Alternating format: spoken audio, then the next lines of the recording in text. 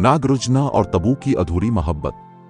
मोहब्बत हमेशा एक जैसी नहीं होती। कुछ मोहब्बतें मुकम्मल हो जाती हैं, कुछ अधूरी रह जाती हैं, मगर यादों में हमेशा जिंदा रहती है। ऐसी ही एक खामोश मगर दिल को छू जाने वाली मोहब्बत थी नागरुजना इकेनी और तबू की। ये कहानी चमकती रोशनियों, शोहरत और पर्दे के पीछे छपी सच्चाइयों की है। एक तरफ वो आदमी था जो तेलुगु सिनेमा का बादशाह कहलाता था, और दूसरी तरफ वो औरत जिसकी आंखों में सुकून और दुख दोनों छुपे होते थे। 1990 की दहाई के आखिर में जब तबू का करियर उरूज पर था, वो बॉलीवुड की सबसे कामयाब अदाकाराओं में शुमार होती थी। इसी दौरान नागरुजना, जो जनूबी हिंदुस्तान में एक बड़े सुपरस्टार थे, अपनी शोहरत के उरूज पर पहुंच चुके थे। कहा जाता है कि उनकी पहली मुलाकात एक फिल्मी तकरीब में हुई थी। वहां एक लम्हे के लिए दोनों की नजरें मिली। बस वही लम्हा था जिसने एक तवील दास्तान की बुनियाद रखी। दोनों के दरमियान शुरू में महज दोस्ताना ताल्लुक था, मगर आहिस्ता आहिस्ता उनके दरमियान एक खास कशिश पैदा होने लगी। तबू के अंदर एक अजीब सा सुकून था और नागरुजना के अंदर एक गहरी संजीदगी। शायद यही वजह थी कि वो एक दूसरे की तरफ खींचते चले गए। वक्त गुजरता गया और दोनों के दरमियान दोस्ती गहरी होती चली गई। तबू अक्सर हैदराबाद जाया करती थी, जहां नागरुजना रहते थे। लोगों ने नोट किया कि जब भी वो शहर में होती, ज्यादातर वक्त नागरुजना के घर में गुजरता। मीडिया ने सवाल उठाने शुरू किए, मगर दोनों ने हमेशा खामोशी से मुस्कुराकर उन बातों को नजरअंदाज किया। तबू के करीबी लोगों ने बताया कि नागरुजना की मौजूदगी में वो खुद को महफूज और पुरसुकून महसूस करती थी, और नागरुजना के दोस्तों के मुताबिक तबू वो वाहिद औरत थी जिनके साथ वो दिल खोलकर बात करते थे। ये कहानी आसान नहीं थी, क्योंकि नागरुजना पहले से शादीशुदा थे। उनकी बीवी आमला इकेनी भी एक मशहूर अदाकारा रह चुकी थी। आमला नेक दिल, नर्म मिजाज और खानदान से मोहब्बत करने वाली औरत थी। नागरुजना के 2 बेटे थे और उनकी फैमिली एक मुकम्मल तस्वीर की तरह नजर आती थी। ऐसे में तबू की जिंदगी में उनका दाखिल होना एक ऐसा मोड़ था जिसने सब कुछ बदल दिया। तबू जानती थी कि उनकी मोहब्बत कभी समाज के मुताबिक नहीं हो सकती, लेकिन मोहब्बत कभी इजाजत नहीं मांगती। वो बस दिल से होती है, और जब हो जाती है तो इंसान के इख्तियार से बाहर हो जाती है। तबू ने कभी नागरुजना से कोई तकाजा नहीं किया, ना शादी की ख्वाहिश जाहिर की, ना ताल्लुक का ऐलान चाहा। उनका रिश्ता खामोश था मगर सच्चा। नागरुजना और तबू की मोहब्बत की खास बात यह थी कि ये कभी लफ्जों में बयान नहीं हुई। ये एक खामोश रिश्ता था जहां बोलने की जरूरत नहीं थी, क्योंकि दिल एक दूसरे को समझते थे। दोनों एक दूसरे की जिंदगी का हिस्सा बन गए, मगर किसी वादे के बगैर। तबू के दोस्त कहते हैं कि वो जब भी नागरुजना से मिलकर आती थी, चेहरे पर एक अलग चमक होती थी, मगर इस चमक के पीछे एक छुपा हुआ दुख भी था, एक ऐसा दर्द जो सिर्फ वो खुद जानती थी।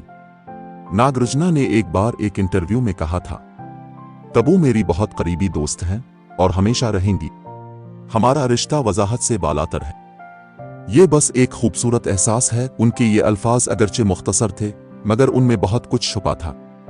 तबू ने कभी खुलकर इस मोहब्बत का एतराफ नहीं किया, मगर उनके अमाल सब कुछ बयान कर देते थे। उन्होंने कई बार कहा कि जिंदगी में कुछ लोग ऐसे होते हैं जो आपके दिल के बहुत करीब रहते हैं, चाहे आप उनके साथ न रह सकेंगे। ये जुमला शायद नागरुजना के लिए ही था।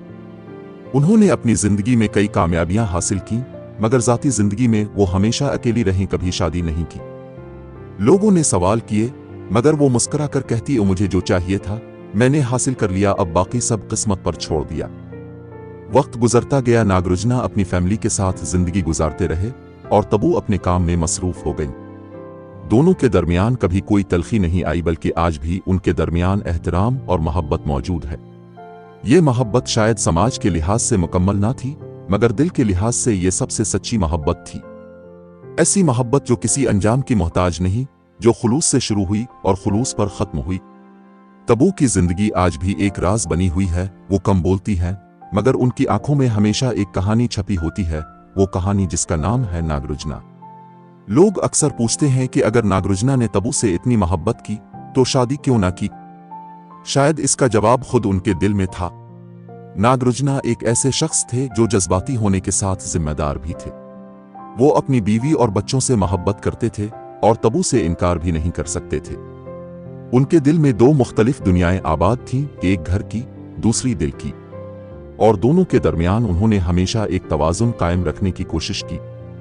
तबू ने इस तवाज़ुन को समझा, इसीलिए वो कभी शिकायत नहीं करती, कभी इल्ज़ाम नहीं लगाती। वो जानती थीं कि मोहब्बत सिर्फ हासिल करने का नाम नहीं बल्कि कुर्बानी का नाम है। आज जब दोनों अपनी जिंदगी के मुख्तलिफ मराहिल में हैं, वो अब भी एक दूसरे के एहतराम में कमी नहीं आने देते। तबू जब कभी हैदराबाद जाती हैं तो नागार्जुना के घर जरूर चक्कर लगाती है। आमला भी उन्हें इज्जत देती हैं क्योंकि वो जानती हैं कि तबू का दिल कितना साफ है। नागार्जुना अब भी कहते हैं, मैं तबू के लिए हमेशा एहतराम रखता हूँ, वो मेरी जिंदगी की एक खूबसूरत याद है। तबू ने भी एक बार कहा था, अगर कोई शख्स आपकी जिंदगी में सच्चाई से आया हो तो वो कभी दिल से नहीं जाता। उनके ये अल्फाज उनके रिश्ते की गहराई को जाहिर करते हैं। एक ऐसी मोहब्बत जो कभी खत्म नहीं हुई। ये कहानी किसी फिल्म की तरह है जहां हीरो और हीरोइन एक दूसरे से मोहब्बत करते हैं मगर किस्मत उन्हें एक नहीं होने देती, मगर फिर भी वो मोहब्बत के मानी बदल देते हैं। नागार्जुना और तबू की कहानी हमें ये सिखाती है कि मोहब्बत सिर्फ हासिल करने का नाम नहीं बल्कि किसी को दिल से चाहने, एहतराम देने और यादों में जिंदा रखने का नाम है। ये एक ऐसी मोहब्बत है जिसने वक्त के साथ अपनी शक्ल बदल ली मगर एहसास वही रहा, सच्चा, गहरा और अनमोल। यूं तबू और नागार्जुना की कहानी मोहब्बत की इन कही दास्तानों में हमेशा याद रखी जाएगी। एक ऐसी मोहब्बत जो बोली नहीं गई मगर महसूस की गई।